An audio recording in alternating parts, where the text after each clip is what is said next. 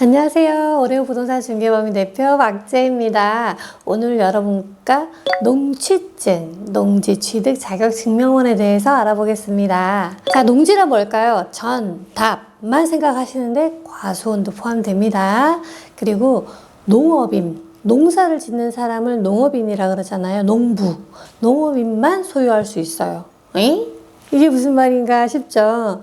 자, 그래서 많은 정치인 분들이 여기서 문제가 됐던 겁니다. 농업인이 아니라 농지를 취득하고 있었기 때문에. 자, 발급 대상자입니다. 농취증을 발급하는 대상자가 누구냐면 농업인, 그리고 내가 지금은 농업인이 아니지 농업인이 되고자 하는 자, 그리고 농업법인. 하지만 일반 법인은 안 됩니다. 왜? 투기 목적 할 확률이 크기 때문에 일반 법인은 농지를 절대 취급을 할 수 없어요. 매입을 할 수 없습니다.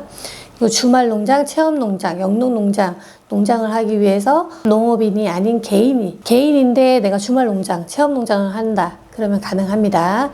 농지 전용 허가를 받거나 농지 전용 신고를 한 자, 이 분들이 발급을 받으셔야 되는 겁니다. 자, 근데 얼마 전에 농지법이 개정이 됐어요. 며칠 안 됐는데 개정된 농지법에는 농업진흥지역에서는 농지증 발급이 안 됩니다. 그 말은 뭐냐면 농업진흥지역이라는 거는 농사만 지어야 되는 지역이에요. 농사만 지어야 되는 지역이기 때문에 거기에 허가를 내줄 수가 없잖아요. 이 법이 왜 생겼는지는 여러분들이 더 잘 아시리라 생각합니다. 정식인들 때문이겠죠?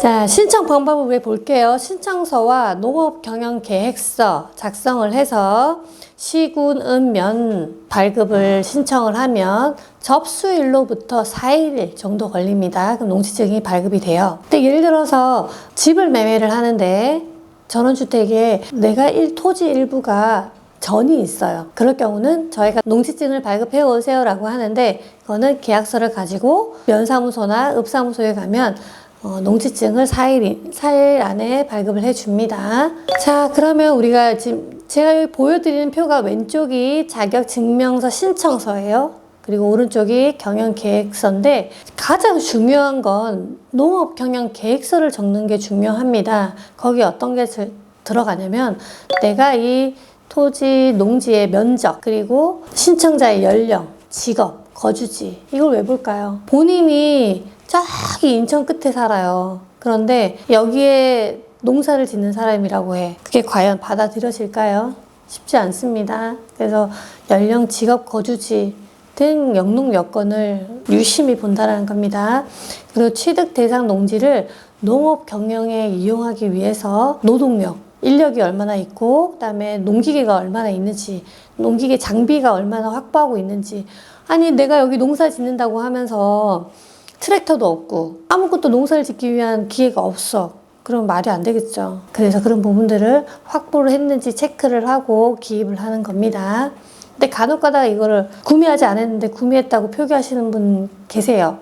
근데 복골복이긴 하지만 공무원한테 이게 걸리거나 민원에 들어가게 되면 큰일 납니다. 그러시면 안 돼요. 자, 그리고 이게 뒷장이에요. 뒷장에 보면 소유 농지 이용 실태, 현재는 지금 뭘로 이용하는지 적는 것이고, 그 다음에 종류, 내가 옥수수를 심을 건지 벼를 심을 건지 그 종류를 하는 경우가 많고, 그 다음에는 농지의 복구 가능성, 취득 대상 토지 상태를 기입하는 게 있습니다. 간혹 가다가 여러분들이 토지 이렇게 양평에도 오시다 보면은 옥수수가 쫙 심어져 있는 데가 있어요. 그런데 그 옥수수를 따야 되는데 안 따고 놔둔 곳이 있거든요. 그런 곳이 뭐냐면 농지를 샀는데 내가 지금 투자 목적으로 산 거예요. 그래서 작물 중에 가장 잘 자라는 게 옥수수입니다. 그래서 거기에다 그냥 옥수수를 뿌려놓으면 지가 알아서 잘 자라요. 물 주지 않아도. 가장 편한 방법으로 이제 농지를 소유하시는 분들이 그렇게 이용을 많이 합니다. 이건 팁인데 괜찮을라나? 공무원이 이거 보면 안 되는데. 네, 그렇게 말씀드릴게요. 자, 토지 거래 허가를 받았어요. 그러면 농취증은 필요가 없습니다.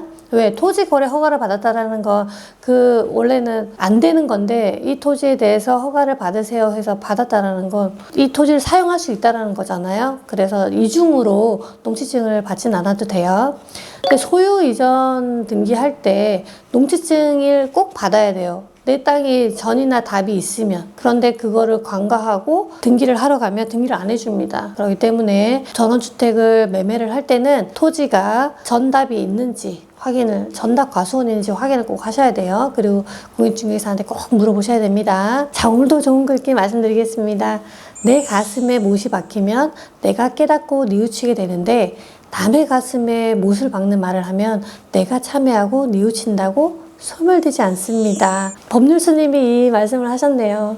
제가 이 일을 하면서 많은 분들이 저를 업자라고 생각하시는 분들이 많아요.